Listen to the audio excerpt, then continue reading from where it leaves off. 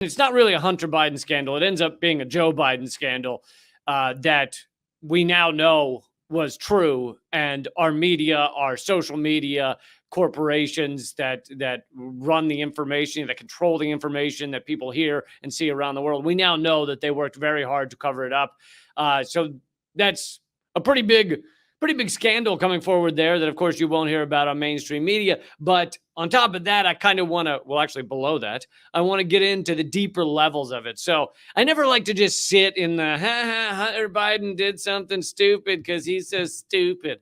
I never like to sit on that layer. I like to dig down deeper and understand why it matters beyond just Hunter Biden sucks, or even beyond just Joe Biden sucks. You got to get deeper in that. You got to see the systems that are at work, the structural systems that are at work that put us to where we are. If you don't get deeper than just the dumb characters at the top, then you're watching a magic show. You're watching a soap opera and never asking, what's underneath it? How did we end up here? Why are these people acting this way? By the way, please become a member at rockfin.com/Lee Camp, ROKFIN.com/Lee Camp. So to give you just a little bit of background, although Glenn Greenwald's going to get into most of it. So I'm going to go through a Glenn Greenwald Twitter thread about this. And after I'm done with that, I'm going to go through the kind of deeper levels that Glenn's not getting into. It's not that he's failing to get into them. I think he does a lot of great work, but it's just that he's not addressing the deeper levels at this moment. But so he's talking about, you remember back during the last election, and you probably know a fair amount of this, but about a week or 2 weeks before the election, Giuliani revealed that he had Hunter Biden's old laptop, and they'd gone through it, and everyone was like, what the fuck? How did Giuliani get Hunter Biden's laptop? Apparently Hunter Biden had left it at a laptop repair place, and it was delivered to Giuliani. Anyway, he had Hunter Biden's laptop, and there was a New York Post article about what was on it. And some of it is standard salacious stuff that you're like, oh, Hunter Biden's a kind of a loser. For me, it's like him, with a prostitute, or him smoking crack or something. And for me, that's just, he's not the elected official. He's not the one running for president. If a son or a daughter of a presidential candidate is hooked on crack, in my opinion, that's not a story. It's a story in the sense that, like, hey, Biden, your kid does a lot of drugs. You put tons of people in jail for drugs. Maybe you should rethink that. Maybe you should rethink what Hunter's life would be like right now if he'd been in jail for the past 50 years or whatever, if he'd been in jail for the past 20 years. So it's an interesting story in that way. But most, a lot of people are just like, yeah, Hunter Biden does crack. And I'm like, I don't really give a shit outside of the hypocrisy. But it gets deeper than that. It connects, some of the emails connect Joe Biden into kind of a pay-to-play scenario where Hunter Biden was setting up meetings with Joe Biden, with his father, that, wouldn't have happened otherwise. I think one was with a Ukrainian official. And of course, that gets into, well, they've hired Hunter Biden, they put him on this energy board in Ukraine, $50,000 a month at least, for him to do nothing but introduce basically people to his father. And that's an incredibly corrupt scenario. But so this article comes out and it's completely suppressed. Twitter won't let you post about it. And I didn't have a way, I didn't have Hunter Biden's laptop or anything. I didn't have a way to verify any of this information at the time. So I didn't run with it because all I'd be running with is Giuliani says. And it's like, why would I ever listen to anything Giuliani said? So I didn't have any proof. I couldn't cover it. I would say a lot of journalists, that should probably be the reality. Some of them have a lot of resources and connections in which they can verify these things. And in that case, sure, run with it. Go with the story. But it was completely suppressed. It was suppressed by Twitter. It was suppressed by Facebook. They made it so you literally could not share this story in the wider world, which it's tough to, they've suppressed tons of shit. They suppress my shit. They suppress anything, that has the word occupy in it. We learned that this past week on the 10th anniversary. So they suppress plenty of shit, but they don't just eliminate it. Like, it's pretty rare that you truly cannot post unless it's like violence or something, but it's somewhat rare that you literally cannot post a link. But this was one of those instances where you literally couldn't post like the link to the story. So here is Greenwald with new information.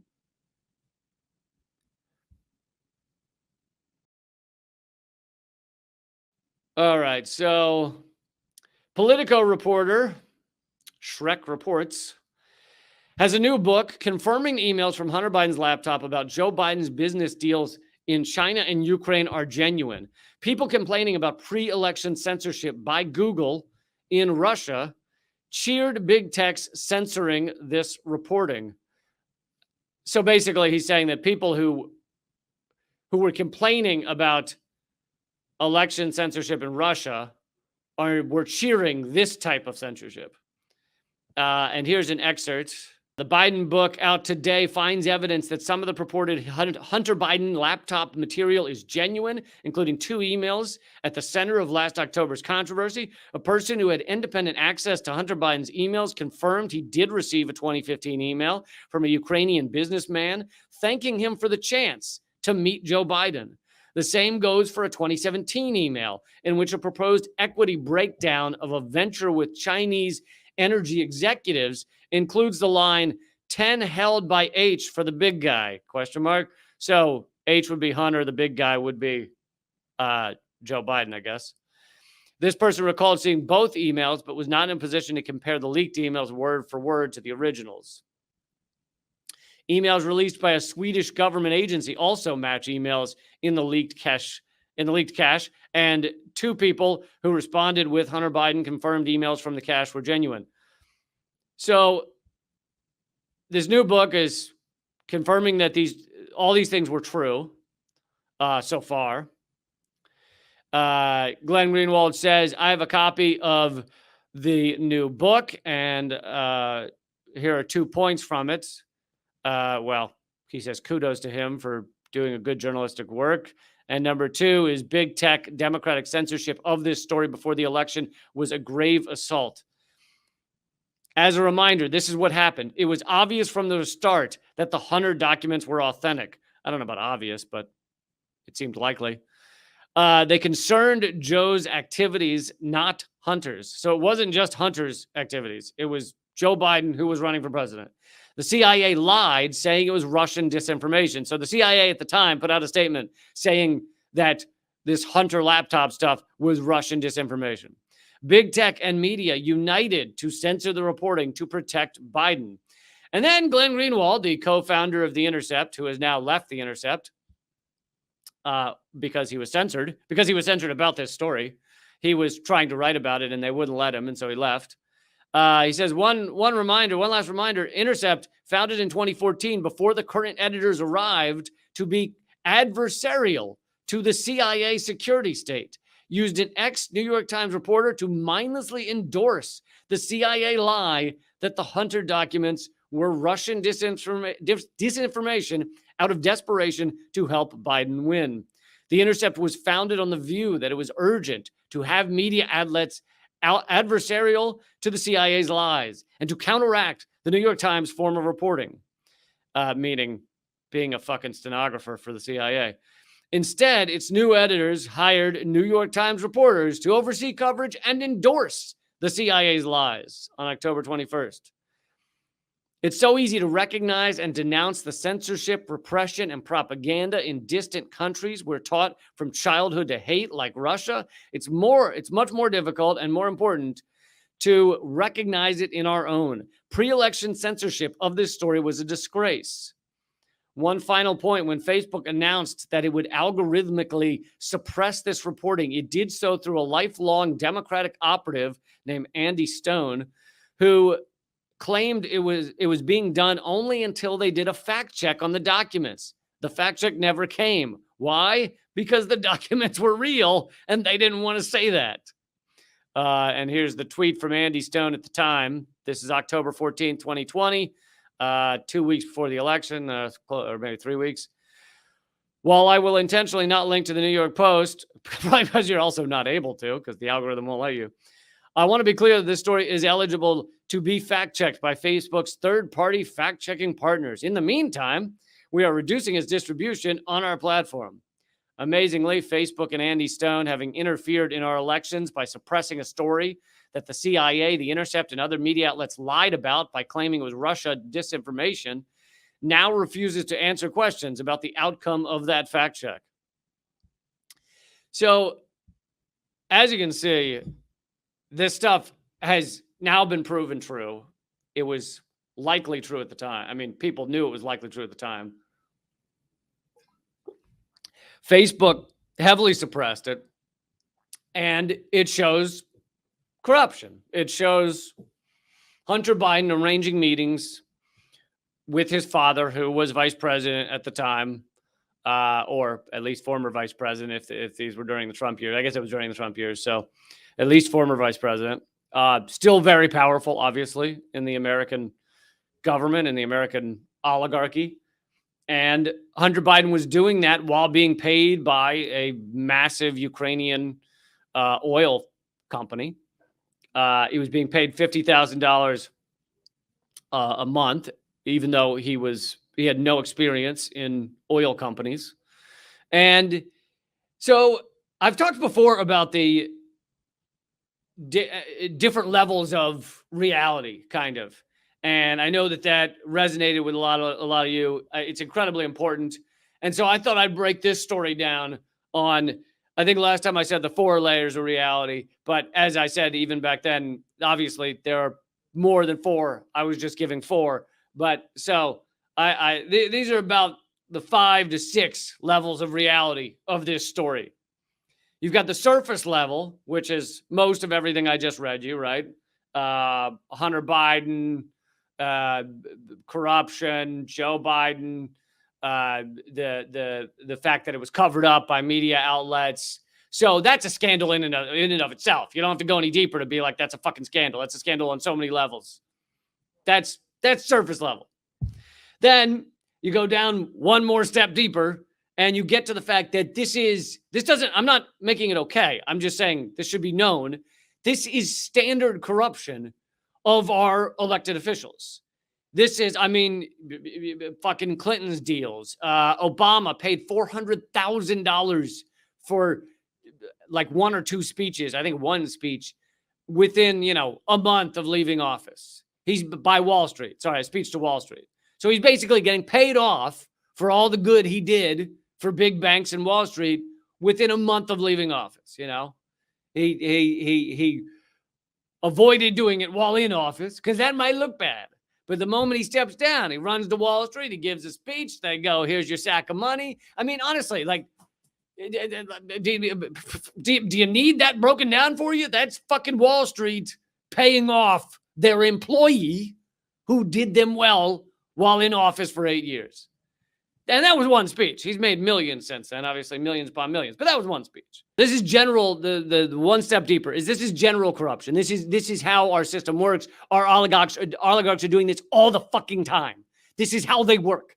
This is no wonder most of Congress is millionaires. They can get paid for speeches, which basically is paying them off for what they've done. They insider trade all the time, and in the few circumstances where the government or the IRS, whoever, goes after them for insider trading, it's eventually dropped. The case is eventually dropped because it's tough to prove insider trading. You don't have proof of the phone call. How do you prove what they knew, what they didn't? But they're insider trading all the time. So we have this massively corrupt system. Massive revolving door of like, do something for the military weapons contractors, then run and be an advisor at the military weapons contractors, do something for the oil companies and then run, be an advisor or, be on their board. And you just get paid hundreds of thousands, just throwing hundreds of thousands of dollars at you for doing nothing because they're paying you off for your previous work. Or you worked there before, then you go into government, you keep working for them, although you say you aren't, and then you get out and you go back and you collect more money.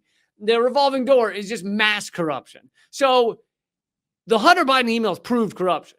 Also, all of these people are corrupt. This is part and parcel to functioning in our government. And they wouldn't be there. If you're Joe Biden, you might be there for a minute, but you get purged from the system if you aren't one of these corrupt assholes. So you look at some of the people who served like 1 or 2 terms, like Cynthia McKinney and some others. Dennis Kucinich was one who was kind of drummed out. You can stay in for a little, but when you're in the fucking Senate for 30 years and then vice president, it's like Joe Biden wouldn't be there if he didn't play the game. Like, he would not be kept around if he didn't play the game. All right, so that's second level. This corruption goes throughout both sides. There are very few that aren't involved in it. Then you get down to let's go level 3 of reality. And in this story, it shows the generalized capture of our media and our social media. This shows how well it has been captured. Initially, with social media, they kind of didn't realize how powerful it was. They didn't know exactly how to control it. They didn't have their tentacles around it yet. So initially, when social media was getting big, in the early days of Facebook and when Twitter was young and YouTube in the early days, it wasn't captured yet. You could put something up there and it could go viral and they had no control over it because their business model was, we let it go. We put it out we let it surf the waves. If it goes viral, it goes viral. That was their business model. And then they slowly decided they could either make more money, by locking things down, or they just slowly got captured. Their people got put in to their boards and, they got bought out. YouTube got bought by Google. And it's quite possible, when Google bought YouTube, many people were saying it was a disastrous business choice because YouTube was just starting to face all of these copyright lawsuits for like every bit of music that was ever up on YouTube and all that shit, every clip of a movie and everything. And so YouTube was quite possibly facing billions of dollars in lawsuits, and Google bought them right then. And a lot of people were like, that seems like a dumb business decision. Google's going to end up paying out all these lawsuits. They're going to lose money on it.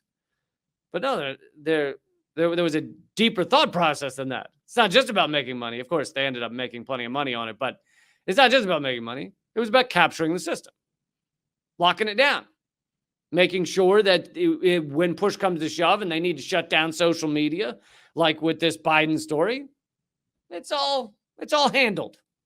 We control it.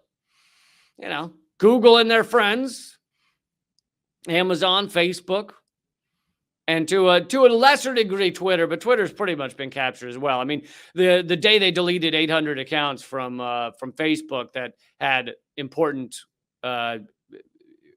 independent outlets like Anti-Media and others, the day they deleted those accounts from Facebook, they also blocked or suspended all of the editors on Twitter. So Twitter was working with Facebook to crush independent media. So it's not like Twitter is free and fair. But anyway, so this shows kind of this Hunter Biden story was a test case for whether social media had been fully captured. And they proved that it had. They proved they could shut down, other than the New York Post, which had already put out their article, they proved they could shut down discussion of this story. And they did to a large degree. So it was a great test case for them as to whether it was fully captured. And there are different sides of our media. There is the neoliberal side to some degree, that is CNN and all the other, MSNBC and PBS and shit like that. And then you have the neocon side, that's Fox News and a few other garbage places. And it's easy to look at those and go, well, but Fox News is being very critical of Biden, and they love the Hunter Biden story, right? Tucker Carlson, fucking every time he sneezes, Hunter Biden. Like, Tucker Carlson, Fox News covers this incessantly. And so it's easy to be like, well, our media, we got both sides of it. But they're actually in agreement on core issues of our fucking American empire. For one thing, they're in agreement on the core idea that the American empire should rule the world. Even Tucker Carlson, as he's somewhat anti-war, he is against, to some degree, like the war in Afghanistan, the war in Iraq.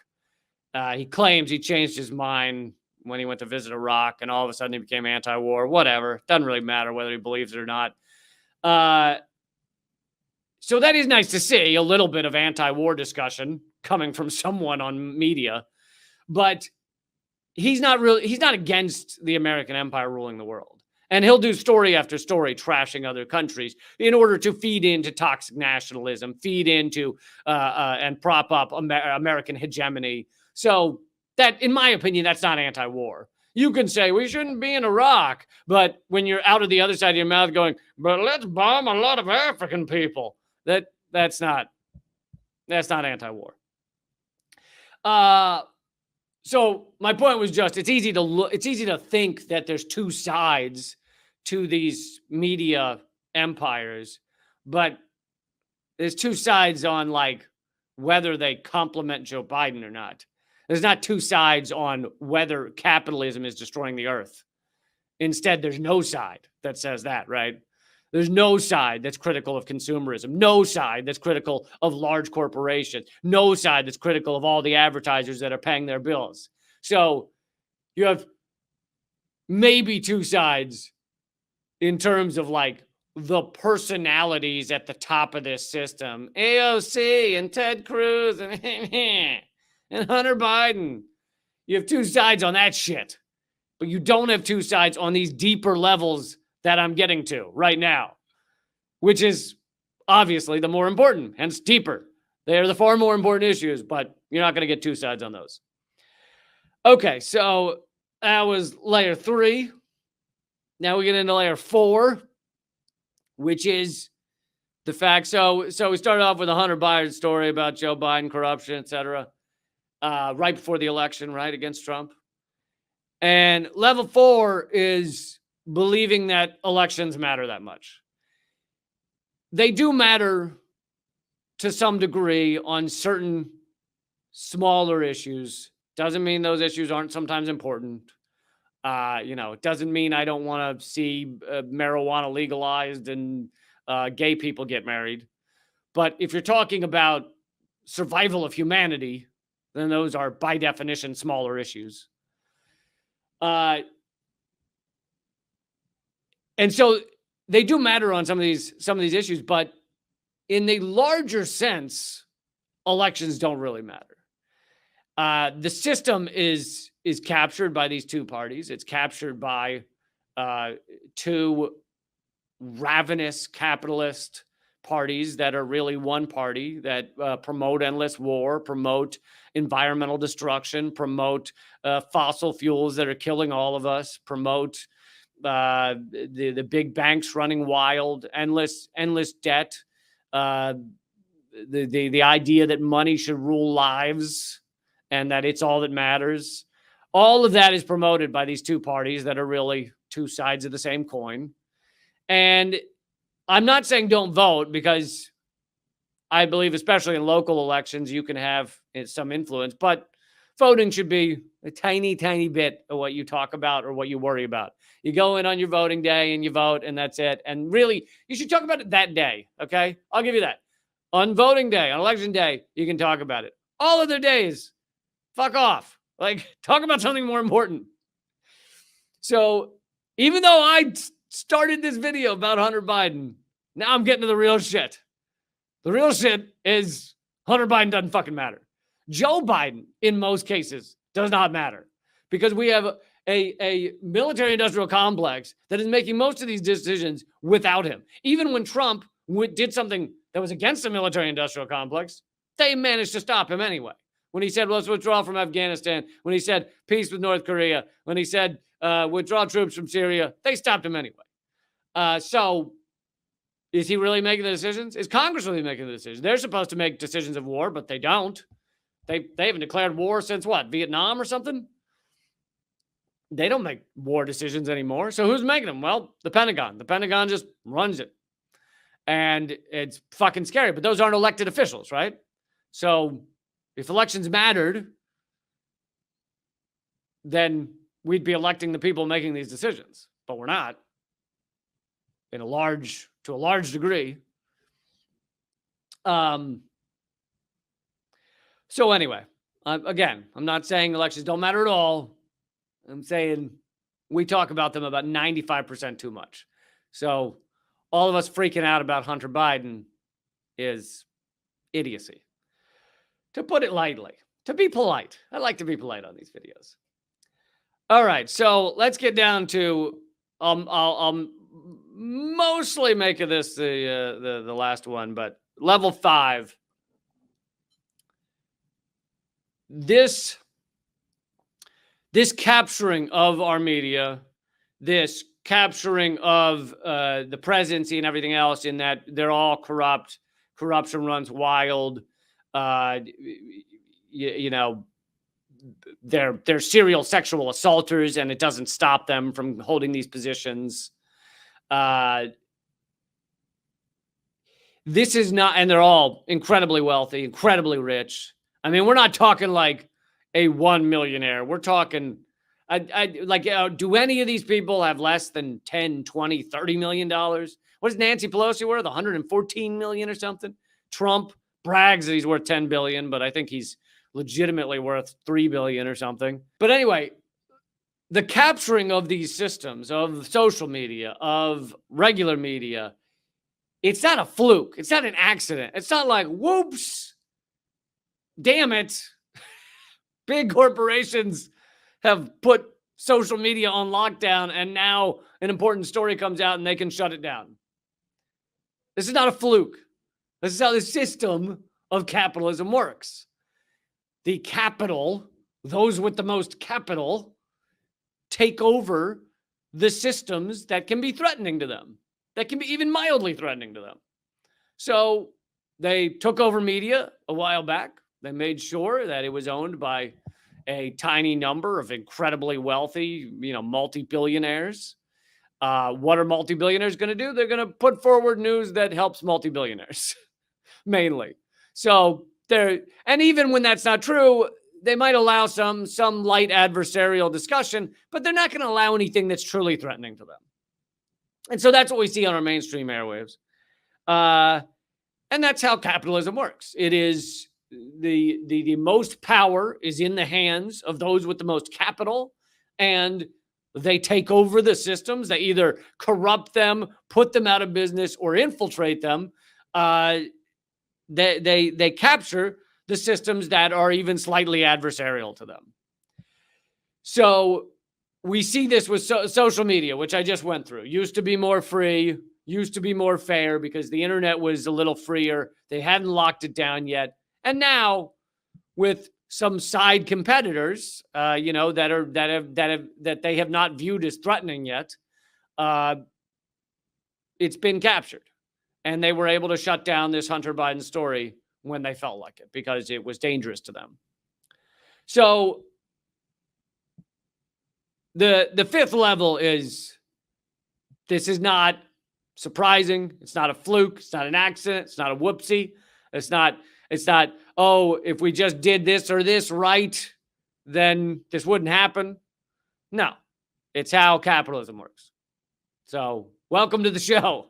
Welcome to the show. You got a ticket to the show. It's very exciting. These are exciting times, aren't they? To be alive. Late stage capitalism, watching a society collapse. It's a blast. It's a blast. It's interesting. Imagine how boring it would be if you were in like early stage capitalism and everything's going great, for a tiny number of people. And then, of course, there are deeper levels. So those are kind of the 5 levels that I think are most important to talk about. There are deeper levels, such as you get into, deep time, let's say, which is, let's look at this rather than look at this on a scale of 5 years or 10 years. Let's look at this on a scale of 1,000 years or 10,000 years. None of this matters. Nothing we're talking about matters. The only thing that matters on a deep time kind of scale would be whether we destroy the planet with climate change, whether we destroy our environment. And we're destroying it in other ways too, right? Filling the oceans with plastic, killing all the wildlife. So of all the things that will matter beyond just the next 10 years, it's mainly environmental stuff. It's mainly climate change stuff. Yes. Now, I would say that if you're looking at history books 100 years from now, I think killing 1 million people in Iraq probably will be at least a footnote. There'll be a footnote in there. Oh, wait, they spent 10 years just murdering everyone in Iraq. So, though, but that's like 100 years from now. But you go 1,000, 2,000 years from now, even that won't be remembered.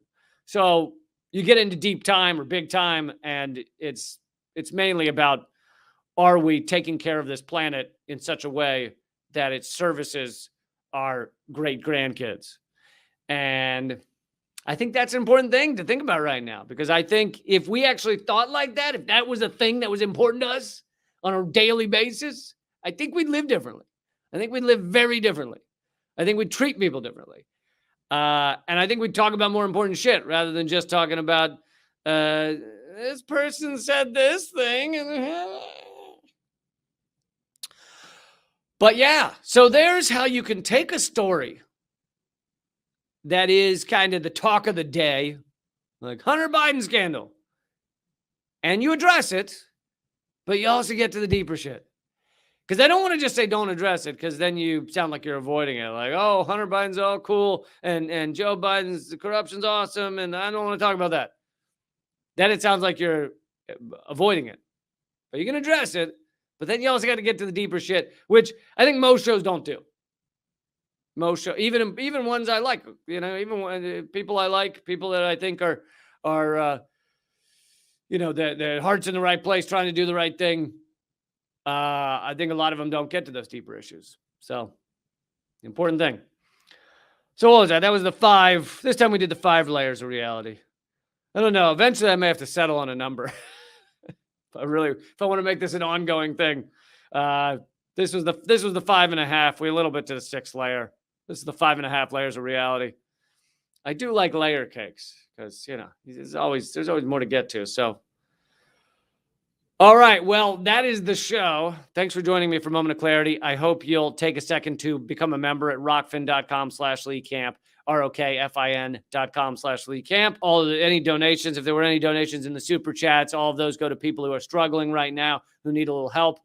And if you want to support my work, you can go to liberapay.com/LeeCamp as well. LIBERAPAY.com/LeeCamp. Also, check out radindiemedia.com. New project I just created. Rad, as in radical, indiemedia.com. I hope you'll check it every single day and hopefully use it for your news, because you'll see it has tons of awesome sources there. And government secrets. I already talked about that. You're going to love government secrets. You really are. While you're cleaning your dog shit out of your pants. I'm not going to ask how that happened. I'm going to let you live your life, because I respect that you're cleaning it up, and I'm not even going to ask you how that happened. I'm sure. Stop. I'm sure it was a wild night. I don't care how many Jaeger bombs you had. You probably shouldn't have done that, but that is your life, and I don't care how it happened. Whatever. Just get it cleaned up. Don't wear those pants for a while. I'd say 2 years. Just put them on a hanger for 2 years. Then you can go back. All right, guys. Keep fighting.